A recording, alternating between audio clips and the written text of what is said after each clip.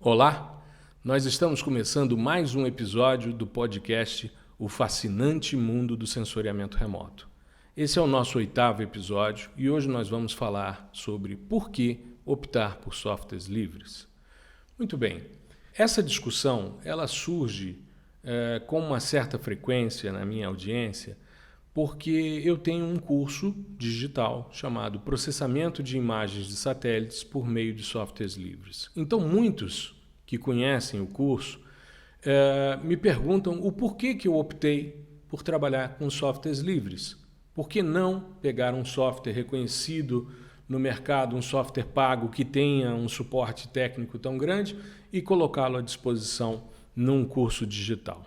Pois bem, para isso, eu vou fazer uma série de reflexões a respeito dessa questão e por que eu tomei a decisão de trabalhar com um software que tenha custo zero para fazer toda a minha estrutura de curso montada a partir de softwares livres. Pois bem, para isso eu queria primeiro contextualizar uma mudança de paradigma em termos de mercado.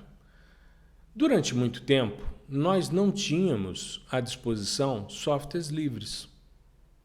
Existia uma ou outra iniciativa, mas nada muito significativo que desse condição de você fazer tudo que os softwares pagos faziam. Todos os módulos, todas as possibilidades de pré-processamento, de processamento e de classificação, As estruturas, quando a gente pensa num processo de processamento de imagem, você tem uma estrutura de pré-processamento, depois você trabalha com transformações espectrais, depois com transformações espaciais e depois você entra na classificação. Normalmente é assim uma estrutura de um curso que tem como enfoque o processamento de imagens multiespectrais. Pois bem, e por que o mercado de software pago era tão interessante? Porque você tinha condição de ter suporte. Como ele era pago, você tinha uma equipe de pessoas trabalhando e desenvolvendo soluções para verificar essa possibilidade. Eu vou citar um exemplo da eficiência desse processo que eu vivi quando eu estava fazendo doutorado, e mais especificamente em 1998. Você vê como tem tempo. Eu fui para um evento na Califórnia, no Laboratório de Propulsão a Jato da NASA, porque eu era investigador do sensor hiperespectral EVEREST. O EVEREST voou no Brasil em 95, na missão SCARBI, e eu vinha desenvolvendo meus trabalhos a partir da experimentação em campo e adequação dessas amostras em laboratório e a comparação com as imagens para ver a potencialidade desses sistemas sensores, principalmente para a mineralogia de solos. Eu tenho disponibilizado no meu canal no Instagram e nas outras mídias sociais trechinhos de aplicações práticas da reflectância dos solos, que é totalmente embasado em sensoriamento hiperespectral, nessa vivência que eu tive no doutorado e nessa convivência com os colegas no Jet Propulsion Lab. Pois bem, eu estava no workshop do EVEREST, que no ano de 98 foi num hotel em Monrovia, na Grande Los Angeles.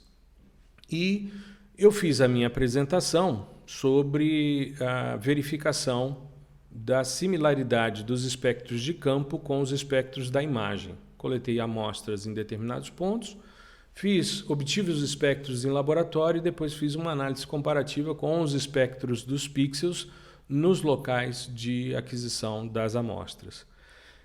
Eu citava 4 pessoas e os 4 estavam sentados na primeira fila. Então, quando eu falei de gibbsita, que é um mineral típico do intemperismo dos solos tropicais, como eles não conheciam, todos abriram seus notebooks e foram entender os espectros que eu estava apresentando. Muito bem. Fiz a minha apresentação, terminei, fui tomar um café, era um coffee break. Fui tomar um café e um dos pesquisadores que eu citei é também um dos caras que desenvolveu um dos principais softwares pagos, que é um dos líderes de mercado. Pois bem, ele chegou para mim e perguntou se eu conhecia um módulo que havia sido lançado recentemente. Falei, conheço sim. né? Ali existia uma disputa entre esse software comercial, esse software pago, e um software livre que o Serviço Geológico norte-americano tinha desenvolvido para Unix, né, para Workstation.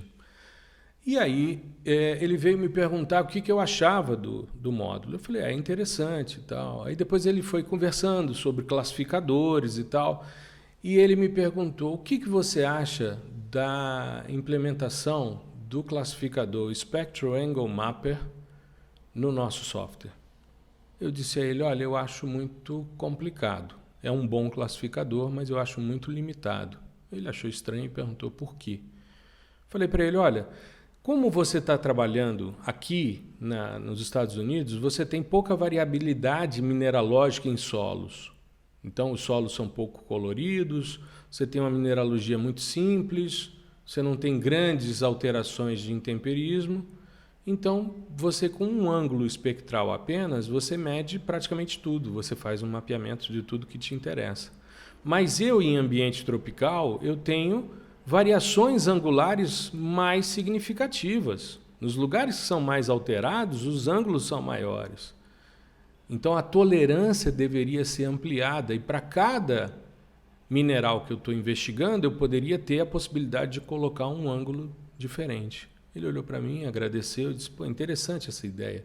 2 versões depois, isso estava implementado no software. Então, veja, eu entendi por que aquele cara estava num evento científico.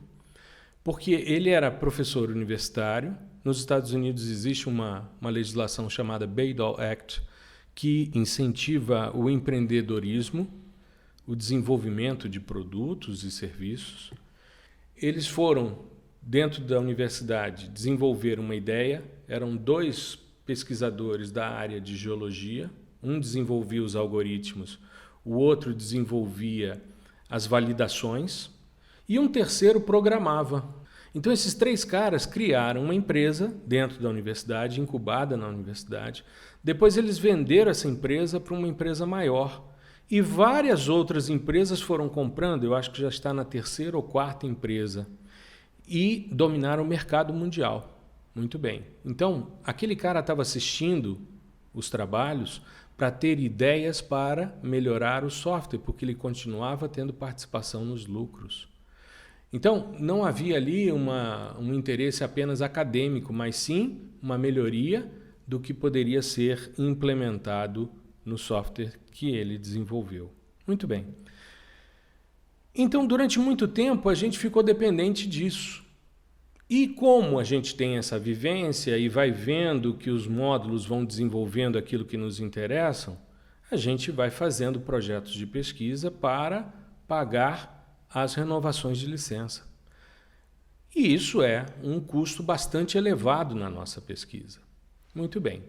Só que, desse período para cá, de 98 para cá, eu fui vendo o avanço do mercado de softwares de custo zero. Então, cada vez mais você tem disponíveis softwares e principalmente plugins que são desenvolvidos para suprir as demandas das pessoas. E o que é interessante nesse processo é que, mesmo não tendo um suporte tão robusto como uma empresa comercial, existem listas de discussão nas mídias sociais. Então, existem grupos no Facebook, no Instagram, você vê no LinkedIn discussões sobre determinados plugins, você vê tutoriais no YouTube que vão mostrando como fazer. Muito bem. Minha preocupação com esses tutoriais de YouTube é que é muito clique aqui, clique aqui, clique aqui e aí você tem o resultado. Eu, particularmente, ensino sempre mostrando o que o algoritmo faz, então qual é a lógica dele, como é que ele funciona, o que está sendo feito na imagem para depois dizer como é que deve se clicar para se chegar a esse resultado. Então eu vejo hoje uma vantagem muito grande da possibilidade do indivíduo baixar de forma gratuita as versões e os plugins. Eles vão se ajustando e você vai trabalhando. Com uma certa velocidade, existem atualizações, existem discussões diárias nas mídias sociais. Então, isso vem suprindo. Então, muda-se um pouco a forma de pensar o mercado. O mercado de software comercial acaba sendo voltado para grandes empresas, empresas públicas, universidades, enquanto que o mercado de software livre ele acaba sendo voltado para o usuário comum, o estudante, o profissional liberal que faz consultoria, né? Ou mesmo aquele que não quer ter a dependência dentro de uma universidade, por exemplo, de ter que, a cada ano, incluir os custos de atualização das versões, das licenças, para manter-se no trabalho. Muito bem. Uma coisa que eu percebo e que um dos motivos que me levou a propor um curso de softwares livres foi justamente essa dependência do software comercial. O que acontece? Eu, por exemplo, tenho uma disciplina na graduação de processamento de imagens. E ele é todo feito num software comercial. Muito bem. Só que nós temos uma licença de laboratório para oferecer esse curso. Então, nós estamos regularizados, tudo certinho, você entra e executa. Certo? Mas o que acontece? O estudante acaba aprendendo a fazer naquele software. E aí, quando ele vai para o mercado de trabalho, ele fica angustiado porque ele não tem condição de pagar uma licença comercial e aí ele acaba optando pela pirataria. E isso é, além de ser um crime, né? Isso é um problema seríssimo. Por quê? Como é que você vai fazer uma consultoria e dizer que usou o software XPTO qualquer e dizer que você usou ele de qual licença? Qual é a informação que você vai oferecer para dizer que você está dentro de uma legalidade? Eu não sei se vocês sabem, mas hoje as principais revistas no mundo, as grandes revistas, os principais periódicos, também te cobram qual é a licença que você usou do software.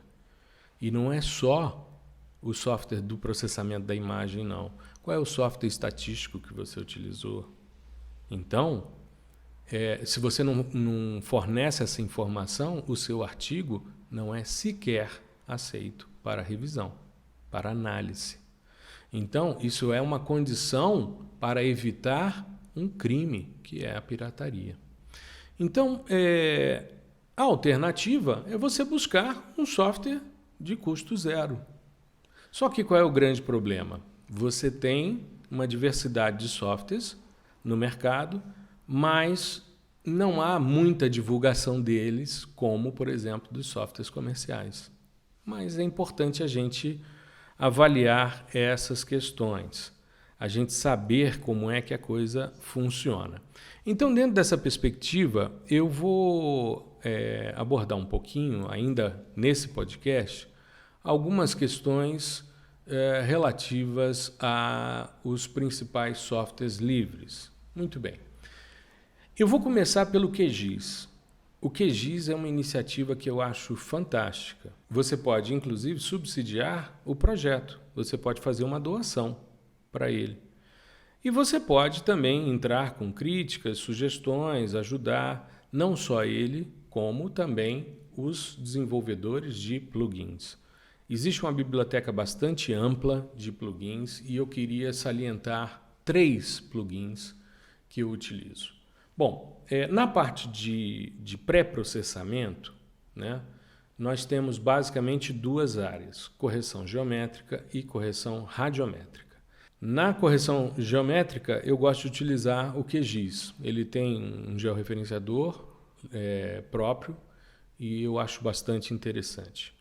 Já a correção radiométrica, eu utilizo normalmente um plugin chamado SCP, Semi-Automatic Classification Plugin, que é um plugin desenvolvido por um italiano, por um pesquisador italiano, e ele faz uma série de pré-processamentos, além de fazer classificações. É um bom plugin, é um plugin bastante interessante.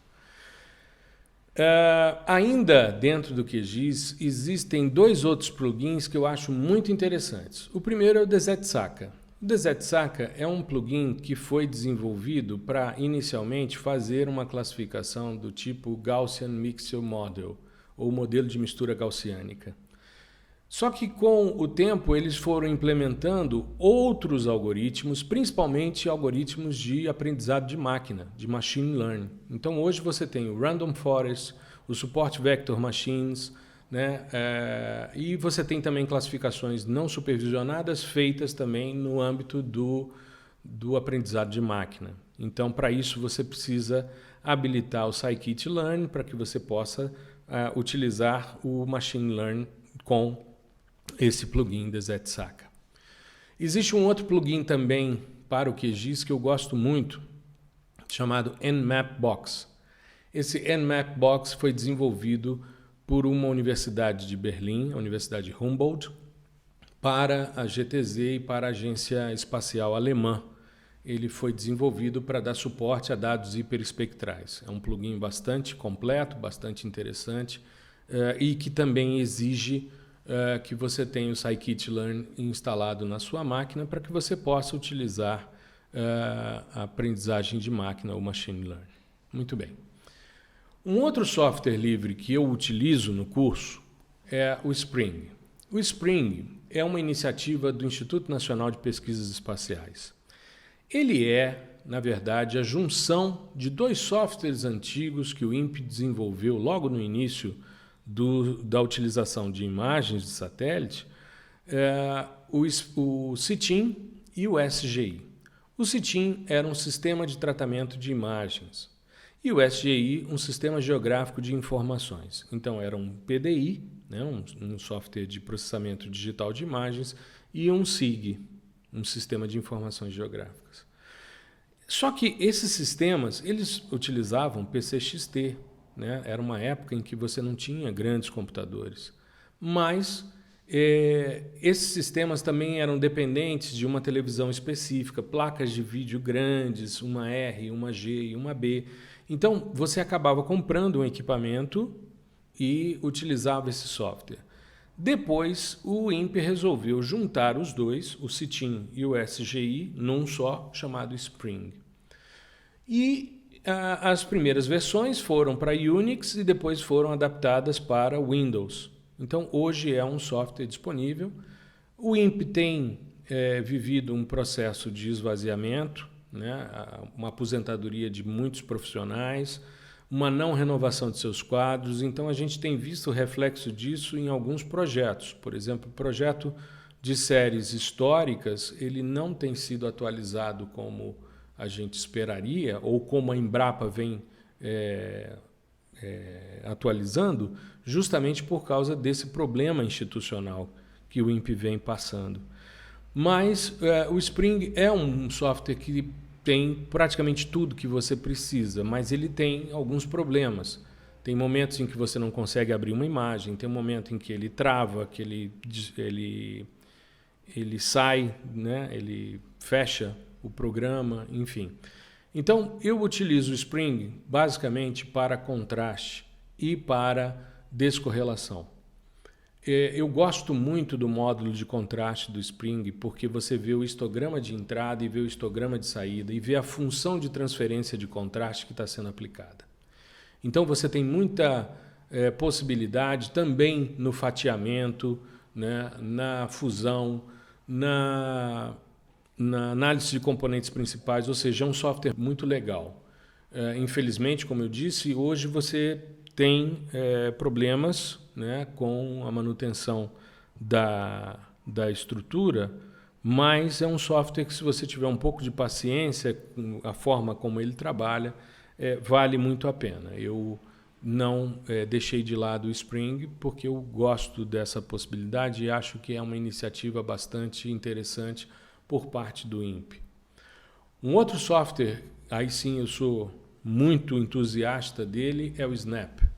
O SNAP é da Agência Espacial Europeia, é um software que foi desenvolvido para os produtos Sentinel inicialmente, mas ele trabalha com Landsat, com outros softwares. Em termos de classificação não supervisionada e classificação supervisionada e verificação da acurácia da classificação, o SNAP é fantástico. Ele é fantástico.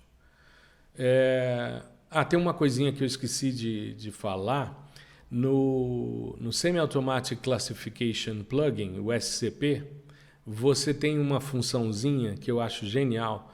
Você consegue colocar a permutação dos três canais RGB com as bandas que você tem. Então ele lista todas as possibilidades de composição colorida que você pode fazer.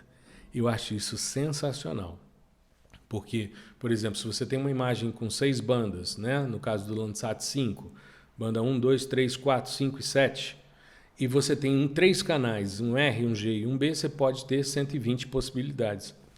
Ele lista para você as 120 possibilidades de composição. Isso eu acho genial. Pois bem, então voltando ao Snap, eu gosto muito do módulo de componentes principais. A parte de classificação do meu curso é toda feita no Snap. Ele é muito simples, muito fácil de se utilizar e tem uma potencialidade muito grande. E o desenvolvimento de plugins. E o pessoal da Agência Espacial Europeia, as agências nacionais dentro da Europa também contribuem nesse processo e acaba sendo um software bastante fácil de utilizar. Eu gosto muito, além de ter um módulo do tipo Random Forest, que não depende de scikit-learn para ser utilizado. Ou seja, você consegue, numa classificação supervisionada, fazer um Random Forest a partir de qualquer máquina, sem necessariamente você ter Python instalado e scikit-learn habilitado, né? Também instalado. Muito bem, tem um outro software que eu utilizo porque acho muito interessante a forma como ele está disponível. Ele se parece muito com o ArcGIS, a sua estrutura, né? E com o Envy no formato mais recente, não o Classic, que é o Whitebox Get. Esse Whitebox vem sendo desenvolvido por um professor numa universidade no Canadá. É um software bastante interessante. Eu tenho inclusive um vídeo aqui no meu canal no YouTube que eu mostro uma homogeneização de contrastes utilizando um plugin para o QGIS e ao mesmo tempo fazendo esse procedimento no Whitebox. Então, se você quiser conhecer como é que funciona, assiste esse vídeo. São 16 minutos apenas. Nesse vídeo eu mostro, ele surgiu de uma dúvida nas discussões que nós temos nos nossos chats online, ou seja, no curso, para cada turma, né, a cada 15 dias eu faço um evento online. Então, essa primeira turma, de 15 em 15 dias a gente tem se encontrado para tirar dúvidas. E numa dessas discussões, no mês de dezembro, um aluno mostrou lá que tinha feito um mosaico com 4 cenas no momento em que estava tendo queimada, então ele tinha contrastes diferentes. Ele mostrou aquela questão e eu falei, bom, então vamos resolver essa questão. E aí gravei um vídeo mostrando a utilização tanto do QGIS, com um plugin específico de homogeneização de contraste, e também no Whitebox Get. E aí a gente consegue fazer essa análise. Esse plugin de homogeneização de contraste chama-se Contrast Homogenizer, né? Ou um homogeneizador de contraste. Mas ele é só de visualização. Já no Whitebox você gera as imagens, então você salva as imagens e depois você pode utilizá-las com o contraste. Você define quem é a imagem que você vai utilizar como imagem de fonte e qual as imagens que vão ser corrigidas a partir do histograma dessa primeira imagem. É muito interessante. Eu mostro isso nesse vídeo aqui no YouTube, então dá uma assistida nele. E por fim, o Orfeu. O Orfeu é um software livre desenvolvido pela Agência Espacial Francesa, a CNES. Eu não utilizei ele no curso porque tudo que eu ia fazer, todos os módulos, né, o curso tem 28 módulos, 28 videoaulas, todos os módulos de processamento estavam contemplados ou pelo QGIS, com o SCP ou DZ-SACA, com o Spring, com o Snap ou com o Whitebox. Eu não quis utilizar o Orfeu porque você teria mais um software disponível, mas quem sabe na atualização do curso a gente vai propondo alguma alteração utilizando o Orfeu. O Orfeu Toolbox né? Tanto que ele é conhecido como OTB. Quando você abre o QGIS, existe uma possibilidade de você habilitá-lo também no QGIS. O Whitebox também você tem um plugin para o QGIS. Eu particularmente gosto de trabalhar com o Whitebox na sua plataforma original e não dentro do QGIS. Eu acho que funciona melhor, tá? Então eu venho mostrando essas questões e o Orfeu tem uma potencialidade muito grande. Você concatenar as imagens, você fazer filtros, ele é bastante interessante, bastante poderoso. Quem sabe numa evolução do curso eu inclua para que a gente possa trabalhar. Tem um outro software também que eu não listei, porque também não usei no curso, mas achei bem interessante e que me lembra muito o início do CITIM, que é o SOP. O SOP é um sistema de processamento de imagens da Argentina, da Agência Espacial Argentina. Eles desenvolveram um software muito simples, muito fácil de se utilizar, todo em espanhol, e você acaba tendo facilidade de trabalhar com ele, né? É uma alternativa também. Eu não utilizo no curso, mas acho interessante a forma de trabalho dele. O Whitebox tem uma versão para alguns módulos já traduzidas para o português. O Spring é todo em português, o QGIS você tem ele em português e a possibilidade dos plugins estarem em português também. O Orfeu e o Snap, eles estão em inglês, né? E aí você tem que dominar um pouquinho os termos em inglês para poder fazer esses ajustes. Então, essa é uma questão que eu tenho sempre batido com os meus alunos, sabe? Você precisa ter independência. Se você é um profissional, se você é um estudante de graduação, ou um cara recém-graduado, um cara que está fazendo uma dissertação, uma tese, né, um mestrado, um doutorado, um cara que vai trabalhar no mercado de consultoria, um cara que vai atuar numa empresa que não tem uma licença paga de um software comercial. Você tem que ter independência. Então, conhecer os softwares livres, saber processá-los, entender o que cada um faz e como cada um procede, o que você precisa ter, né, para poder fazer essas questões, é de extrema importância. Por isso, eu estou hoje disponibilizando para vocês esse podcast de por que optar por softwares livres e explicar também para vocês por que eu optei por softwares livres no meu curso Processamento de Imagens de Satélites por meio de softwares livres. Tá legal? Então, eu espero que seja útil para você. Qualquer dúvida, me manda um e-mail, gmbaptista@gmail.com, ou coloca os seus comentários no direct no Instagram, na plataforma no YouTube. Lembrando, o nosso podcast, toda segunda-feira sai um episódio novo. Sai o episódio em áudio nas principais plataformas de podcast e às 8 da manhã eu disponibilizo esse vídeo, né, a gravação do podcast, eu disponibilizo no meu canal no YouTube. Tem gente que prefere ouvir o áudio, tem gente que prefere assistir o vídeo.